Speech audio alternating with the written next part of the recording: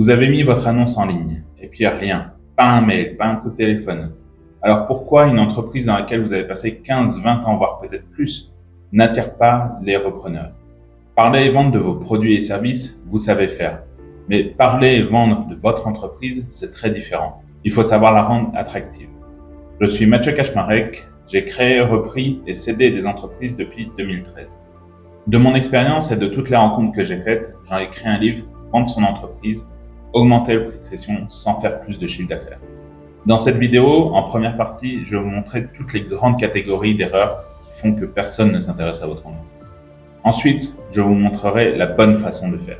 Et enfin, je vous dévoilerai le secret pour débloquer des situations inextricables. Premier grand problème qui fait qu'aucun repreneur ne s'intéresse à votre entreprise, l'annonce est mal rédigée. Elle est bâclée. On ne comprend pas ce que fait l'entreprise, quels sont les chiffres clés, comme le chiffre d'affaires, le pourcentage de rentabilité et quels sont les effectifs en place. Si l'annonce est trop courte parce que vous voulez absolument de la confidentialité dans les échanges, eh bien vous risquez aussi de ne pas attirer suffisamment de repreneurs et potentiellement des repreneurs sérieux. Donc dès l'annonce, il faut inclure des éléments indispensables. L'activité précise de l'entreprise, les effectifs, le chiffre d'affaires, le pourcentage de rentabilité et la zone géographique, ça peut être le département ou la région en fonction de votre zone de chalandise. Sans ces éléments de base, beaucoup de repreneurs vont se dire que votre dossier n'est pas prêt, que vous n'êtes pas prêt à passer à l'action et ils n'ont pas envie de perdre du temps avec vous et de ne pas avancer finalement pendant des semaines et des semaines. Deuxième grande catégorie de problèmes, quand le prix est décorrélé de la réalité du marché. Donc seules les entreprises avec le bon prix, c'est-à-dire le prix du marché, se vendent dans des temps acceptables. Et si, dès l'annonce, le repreneur voit que vous demandez 10 fois la rentabilité sans explication valable parce qu'il y aurait peut-être de l'immobilier ou beaucoup de matériel, eh bien, il va pas comprendre et il va juste passer son chemin. Encore une fois, c'est un signe que vous n'êtes pas prêt à accepter et il va falloir négocier longuement, vous faire comprendre la réalité du marché. Et beaucoup de repreneurs en ce moment préfèrent aller sur des dossiers qui sont prêts, bien ficelés, plutôt que de se battre avec un cédant pour essayer de faire accepter la réalité du marché. Donc, comment est-ce qu'on calcule le prix du marché actuel? Il y a énormément de méthodes qui existent. Mais la plupart des entreprises qui sont des TPE ou des PME, qui n'ont pas une grosse usine, par exemple, qui coûterait des millions d'euros par rapport à une rentabilité qui serait plus faible, peuvent se valoriser de la même manière. On prend l'excédent brut d'exploitation, EBE, ou si vous ne l'avez pas directement en tête, eh bien le résultat d'exploitation sur lequel on va ajouter 2-3 choses, et ça vous donne déjà un ordre d'idée, qu'on va multiplier par un coefficient. Ce coefficient va évoluer quelque part entre 1,5 et 4, 5 pour les plus belles entreprises. Donc, si vous faites par exemple 30 000 euros de résultat d'exploitation et qu'il y a peut-être encore 10 000 euros qui rentrent dans le BE, eh bien vous avez 40 000 euros. Et ce 40 000 euros va être multiplié par 1,5 à 4 ou 5 fois sa valeur. Ensuite, on prend la trésorerie disponible sur les comptes au moment de la cession. De ce montant de trésorerie, on en déduit les dettes financières, c'est-à-dire les emprunts bancaires, les comptes courants d'associés. Ce sont les deux grandes catégories qui font qu'il y ait des dettes financières que l'entreprise doit à ses créditeurs. Quand on additionne ces deux parties, c'est-à-dire le multiple de l'EBE et la trésorerie moins les dettes financières, eh bien vous avez une idée de la valorisation. Donc si à ce montant-là, eh bien ça ne correspond pas actuellement, vous risquez de faire fuir les repreneurs parce que vous demandez peut-être beaucoup trop par rapport à ces critères-là. Enfin, troisième grande catégorie de problématiques dans les annonces que je vois, c'est annoncer que l'entreprise a des problèmes.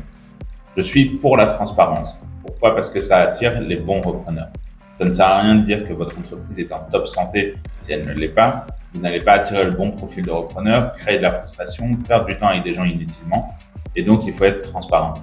Mais il faut quand même donner une perspective de résolution du problème, ou en tout cas des solutions potentielles, pour que ça puisse permettre aux repreneurs de réfléchir, de se projeter dans la reprise de votre entreprise. Toutes les entreprises ont des problèmes, c'est certain, mais les repreneurs ont différents profils et chacun cherche à résoudre les problèmes qu'il peut gérer. Si vous avez un problème, je ne sais pas moi, d'approvisionnement, eh bien si quelqu'un n'est pas spécialisé dans l'approvisionnement, il va peut-être pas se lancer dans votre dossier. Si votre problématique c'est plutôt du commercial, quelqu'un qui n'aurait pas un profil très commercial va être refroidi par votre dossier et c'est très bien. Vous voulez le bon repreneur qui se présente avec le bon dossier et ne pas perdre du temps avec des gens qui ne seraient pas intéressés in fine. Et enfin, quatrième grande catégorie de problèmes, annoncer au bon endroit. Si vous avez un commerce local ou une plateforme digitale ou une PME plutôt de style 50 employés, etc., vous n'allez pas annoncer au même endroit. Pourquoi? Parce que les repreneurs ne vont pas aller chercher là où ce n'est pas censé y être, on va dire. Si vous avez un commerce local, privilégiez les CCI, les sites comme Session PME par exemple, ou encore Le Bon Coin, même si c'est pas celui que je préfère parce qu'il n'y a pas une catégorie vraiment dédiée à la transmission des commerces qui soit adaptée dans la présentation et dans la forme. Vous pouvez aussi peut-être vous rapprocher des écoles qui forment à votre métier. Si vous êtes par exemple un salon de coiffure, eh bien approchez les écoles de coiffure. Ils ont peut-être un réseau d'anciens élèves qui seraient prêts à reprendre. En plus, c'est forcément dans votre région. Donc ça peut être intéressant de contacter ces réseaux-là qui sont moins formels et qui peuvent être très pourvoyeurs de repreneurs potentiels. En dernier recours, mais vraiment en dernier recours, vous pouvez mettre une affiche sur votre vitre. Et ça envoie un très mauvais signal. Il y a rarement une personne qui est passée dans une rue et qui s'est dit « Tiens, il y a un commerce à vendre, je vais le reprendre ». Par contre, des clients vont peut-être déjà fuir votre magasin et finalement faire baisser vos chiffres alors que vous n'avez pas encore vendu. Donc il faut vraiment avoir épuisé toutes les autres solutions avant d'envisager de coller une affiche sur votre vitrine qui dit « Commerce à remettre » par exemple. Si vous avez une PME avec au moins 10 salariés et une certaine expertise dans un domaine, est-ce qu'il n'y aurait pas une fédération, une congrégation de votre métier dans laquelle vous pourriez aussi diffuser l'information? Par exemple, la CAPEB si vous êtes dans le domaine du BTP de la construction, ou par exemple l'UNEP pour les paysagistes. Il y a plein de fédérations qui existent comme ça pour représenter vos intérêts et qui peuvent être pourvoyeurs de repreneurs et surtout des repreneurs qui seraient en croissance externe. C'est là où vous aurez en général le meilleur prix. Et enfin, si vous avez un business digital du type e-commerce, un logiciel, quelque chose qui est très lié en fait à l'immatériel, eh bien, renseignez-vous sur des plateformes plutôt liées à ce domaine-là, comme Dotmarket, qui est le principal pourvoyeur en France actuellement. Il y en a quelques-unes d'autres qui sont plus spécialisées peut-être dans certains domaines, mais n'allez pas l'annoncer sur Le Bon Coin, puisqu'il y aura très peu de personnes dans votre domaine qui vont être des repreneurs sérieux pour votre business digital. Alors, quelles sont les bonnes façons pour annoncer la cession de votre entreprise? Premièrement, rédiger une annonce claire. Comme j'ai dit tout à l'heure, bien préciser l'activité, bien préciser la zone géographique, que ce soit le département ou la région, annoncer les chiffres clés comme le chiffre d'affaires, les bénéfices et les effectifs, et avec une évolution peut-être des 2 ou 3 dernières années pour savoir si l'entreprise elle est en croissance, stable ou en train de décliner légèrement. Avec une bonne annonce comme ça, on peut passer à la deuxième étape. Les personnes qui vont être intéressées, eh bien, on va leur envoyer un document de 1 page. Et sur cette page, on va retrouver plus d'informations sur l'entreprise tout en gardant encore son nom confidentiel. L'objectif, c'est que les repreneurs puissent se projeter dans la situation sans forcément pouvoir retracer qui est là, puisque vous ne voulez pas forcément effrayer vos salariés, des concurrents, des fournisseurs. Bref, vous voulez agir dans l'ombre et donc il faut écrire 1 page qui donne un peu de détails sur le chiffre d'affaires, qui sont votre type de clients, si vous avez des clients plutôt de type entreprise ou des clients de type particulier. S'il y a un très gros client, c'est aussi une information très importante dès le début. Ensuite, vous pouvez y écrire 3 forces de l'entreprise. Mais par pitié, évitez de mettre potentiel de développement. C'est quelque chose que je vois dans 80% des annonces et ça n'a pas de sens, ça ne veut rien dire. Bien sûr qu'il y a du potentiel de développement, sinon un repreneur ne s'intéresserait pas à votre entreprise. S'il ne pense pas qu'il peut faire mieux que vous, il ne s'intéresserait pas à votre entreprise. Donc le potentiel de développement, c'est vraiment l'argument bidon que je vous déconseille d'inclure dans votre présentation. Ensuite, vous pouvez donner 3 faiblesses de l'entreprise, tout en étant proportionné et en donnant une perspective qu'il y ait une résolution possible. Par exemple, si vous avez un procès avec un gros client ou alors avec un ancien salarié, eh bien, il faut l'indiquer dès le démarrage. Il y a des repreneurs qui ne veulent pas aller dans ce type de structure. Et enfin, dans ce document de 1 page, vous pouvez mettre la composition des équipes. Combien de personnes sont au bureau, y compris vous? Combien de personnes sont dédiées à la production? Ou alors s'il y a des postes spécialisés, ça peut donner un renseignement intéressant. Quand un repreneur potentiel a lu ce document de 1 page et que vous pensez que c'est une personne qui est quand même sérieuse dans son approche avec la discussion que vous avez eue, eh bien vous pouvez lui faire signer un accord de confidentialité et à ce moment-là, lui envoyer ce qu'on appelle un memorandum, qui est grosso modo un dossier de 15 à 20 pages qui va expliquer plus en détail l'entreprise. Et là, on va donner bien sûr le nom de l'entreprise pour que la personne puisse quand même faire son enquête sur la réputation et sur la localisation exacte. On va également donner des progressions et des chiffres beaucoup plus précis. notamment les endettements, notamment les créances clients, ce genre de choses, pour pouvoir que le repreneur puisse se projeter encore une fois. L'objectif, c'est qu'une fois qu'il ait lu ce mémorandum, il ait une vision assez claire de l'entreprise. Et pas que vous soyez obligé de lui expliquer par A plus B comment fonctionne votre entreprise. Il va forcément vous reposer ce type de questions, mais en fait, il connaît déjà les réponses. Il va déjà pouvoir reconnecter entre ce que vous lui dites et ce qu'il a lu dans le dossier. C'est un immense gain de temps pour vous. Pourquoi? Parce que vous allez discuter avec une personne qui est déjà très qualifiée, fortement, et qui continue à avoir un intérêt pour votre entreprise. Au lieu de discuter avec le premier venu, une fois, 2 fois, 3 fois, 10 fois. En début de vidéo, je vous parlais du secret, celui pour faire avancer votre dossier. Ce secret, c'est qu'il ne faut pas forcément attendre que quelqu'un vous contacte.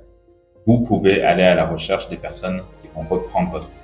Avoir un rôle passif dans votre session va vous coûter du temps et de l'argent et de la fatigue. Donc vouloir que ça soit un secret de polichinelle et que personne ne soit au courant que vous soyez à vendre, c'est aussi le meilleur moyen de ne pas vendre. Puisque peut-être qu'un fournisseur voudrait vous racheter ou alors il connaît quelqu'un qui pourrait vous racheter et ainsi de suite. Et donc, il faut quand même pouvoir s'ouvrir au sujet. Il y a des méthodes pour le faire que moi j'applique. Je sais que tout le monde ne le fait pas. Et mettre son annonce uniquement sur le bon point ou l'envoyer à la CCI et attendre que eux vous trouvent quelqu'un n'est pas la bonne attitude à avoir quand vous voulez vraiment céder. Ce doit être un projet prioritaire pour vous pour arriver dans des temps corrects à avoir le repreneur potentiel, le bon financement et que vous puissiez passer à votre projet d'après. Que ça soit la retraite, un déménagement, reprendre une autre entreprise, se lancer ailleurs. Bref, votre projet post-session est aussi important. Et c'est lui qui doit vous motiver à prendre action dès maintenant. Vous l'aurez compris à travers cette vidéo et les précédentes que j'ai déjà enregistrées, que vous pouvez vendre votre entreprise tout seul. Mais ça ne s'improvise pas, c'est un vrai projet. Et idéalement, faire appel à quelqu'un comme moi qui va d'abord se charger d'optimiser votre entreprise, c'est-à-dire augmenter sa valeur pour pouvoir faciliter la session dans les temps voulus, c'est un vrai accélérateur. En ayant moi-même repris puis cédé les entreprises, j'ai ce parcours, je connais ce que vous allez vivre. Je connais aussi la psychologie, le fait de s'en sentir seul dans ce processus, de ne pas forcément tout comprendre, les risques juridiques que parfois les avocats laissent passer. C'est une réalité du terrain que j'ai vécu, tant au moment où j'ai acheté qu'au moment où j'ai vendu. C'est pour ça que je vous propose un premier diagnostic stratégique gratuit. Vous pouvez me contacter par email, il s'affiche ici et il est disponible aussi en description. Et nous pourrons convenir d'une première date de rendez-vous. À l'issue de cette date, je vous dirai si votre entreprise est vendable en l'état aux conditions que vous souhaitez. Si c'est le cas ou si ce n'est pas le cas, on adapte le plan et on voit quand est-ce qu'on fait la phase d'optimisation et quand est-ce qu'on fait la phase de cession en elle-même. Mon objectif quand je travaille avec vous, c'est que vous soyez la bonne opportunité sur le marché au moment où vous vous y présentez. Pas qu'on puisse comparer votre entreprise à une autre alors qu'elles n'ont rien à voir. Si vous ne l'avez pas encore vu, je vous invite à regarder ma vidéo précédente où j'explique comment on passe d'une entreprise qui est rentable pour vous à une entreprise qui est vendable.